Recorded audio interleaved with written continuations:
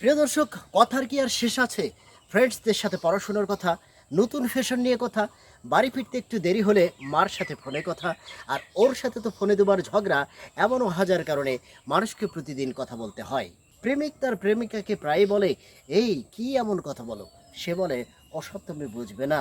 আসলে আমরা মেয়েরা একটু এরকমই, চারপাশটাকে ধরেই রাখি এই কথার বাঁধনে। এই কথার বাঁধনে চারপাশটাকে ধরে রাখতে মেয়েরা যেমন অভ্যস্ত, তেমনি মেয়েদেরকে পটিয়ে প্রেম করতে ছেলেরাও কিন্তু কম অভ্যস্ত নয়।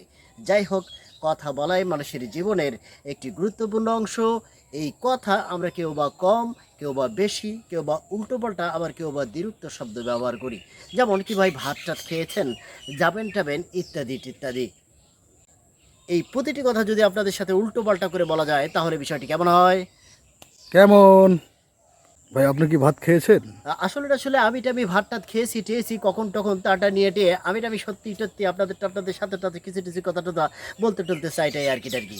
প্রেম টেম করেছেন? হ্যাঁ, আসলে প্রেম টেম, ভালোবাসা টালবাসা, বিয়ে টিয়ে সব কিছু দিয়ে টিয়ে অনেকের মনে টনে নানান টানান প্রশ্ন টশ্ন হলেও আমার তেমন তেমন কিছু কিছু করার টরার নেই, এটাই আর কি টার কি।